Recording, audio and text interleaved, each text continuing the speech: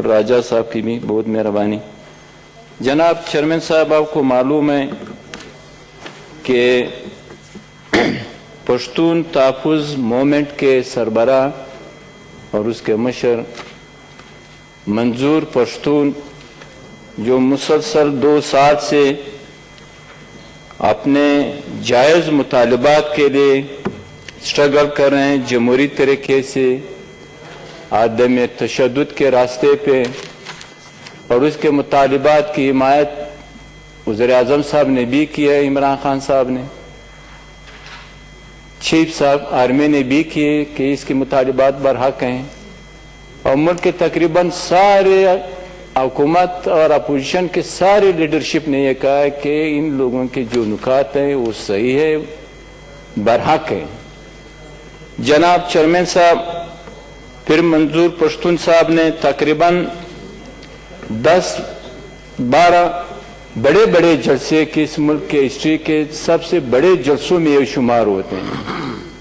انتہائی ہزاروں، بعض میں لاکھوں لوگ انتہائی پرامن طریقے سے وہ جلسے ہوئے۔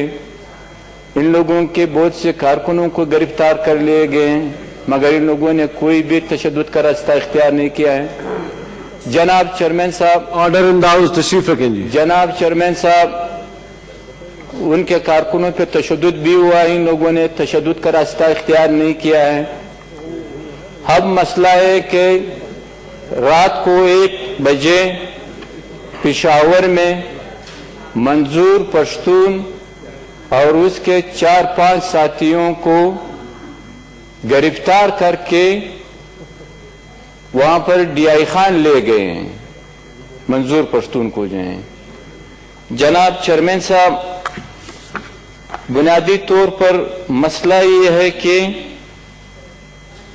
عدم تشدد کے جو پیروکار منظور پشتون اور اس کے حوالے سے، منظور پشتون صاحب کے حوالے سے سارے انٹرنیشنل دنیا میں جو ہیں وہ ایک مقبول رہنما ہیں، چاہے وہ یورپ میں ہو، چاہے وہ امریکہ میں ہو، چاہے جہاں پہ بھی پشتون افغان رہتے ہیں، بار بار انہی پشتونوں نے ہزاروں کی تعداد میں جو یورپ میں جو مختلف مظاہرے اس کے حق میں وہ کیے ہیں۔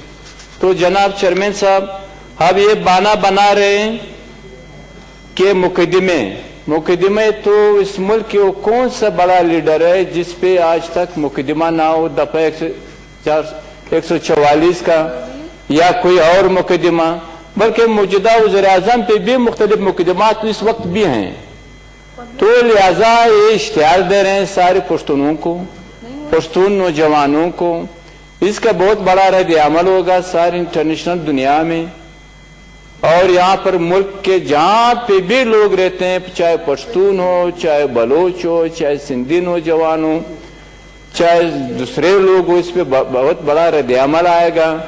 تو لہذا گزارش یہ ہے کہ حکومت جو ہے جس نے یہ راستہ اختیار کیا ہوا ہے کہ ہمارے نوجوانوں کو مجبور کر رہے ہیں کہ وہ تشدد کا راستہ اختیار کرنے، حالانکہ ہمارے نوجوانوں کو تشدد کا راستہ اختیار نہیں کرنا چاہیے۔ اسی طریقے سے جو منظور پشتون نے عدم تشدد کا راستہ اختیار کیا ہے اسی پہ چلنا چاہیے۔